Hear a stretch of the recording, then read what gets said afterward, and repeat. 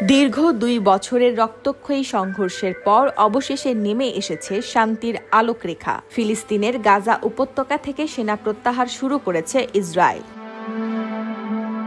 তুর্কি বার্তা সংস্থা আনাদোলুর এক প্রতিবেদনে বলা হয়েছে, শুক্রবার থেকে ইসরায়েল গাজা সীমান্তের ইয়েলো লাইন ক্রসিং দিয়ে সেনাদের ফিরিয়ে আনা শুরু হয়। শনিবার পর্যন্ত গাজা সিটির শেজাইয়া, আল তুফাহ ও জেইতুন এলাকা আর দক্ষিণের খান ইউনুসের পূর্ব ও দক্ষিণাংশ থেকে সেনা সরিয়ে নেওয়া হচ্ছে।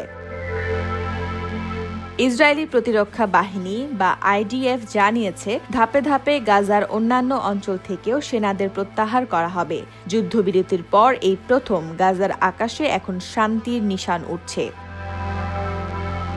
এদিকে সেনা প্রত্যাহারের খবরে ঘরে ফিরছেন ফিলিস্তিনিরা। শুক্রবার থেকে শনিবার পর্যন্ত প্রায় ৫ লাখ মানুষ ফিরে এসেছেন গাজা সিটিতে, যেখানে একসময় ছিল ঘরবাড়ি, বাজার, স্কুল। এখন সেসব জায়গা কেবল ধ্বংসস্তূপ আর পোড়া স্মৃতি। তবুও ফিরছেন তারা আশা নিয়ে, নতুন করে বাঁচার স্বপ্ন নিয়ে।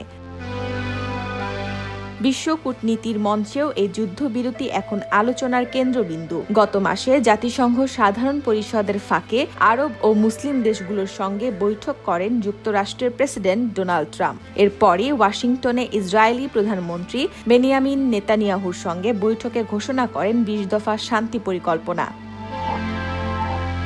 সে প্রস্তাব ঘিরেই যুক্তরাষ্ট্র, কাতার ও মিশরের মধ্যস্থতায় মিশরের শারম আল শেখ শহরে শুরু হয় হামাস ও ইসরায়েলের পরোক্ষ আলোচনা। ৩ দিন টানা বৈঠকের পর অবশেষে ৮ অক্টোবর রাতে যুদ্ধবিরতিতে সম্মত হয় দুই পক্ষ, আর ১০ অক্টোবর থেকে কার্যকর হয় যুদ্ধবিরতি ও সেনা প্রত্যাহার।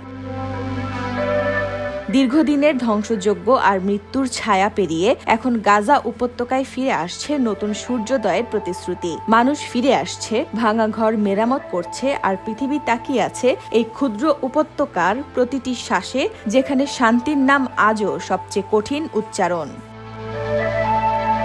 দেশ সময় নিউজ ডেস্ক।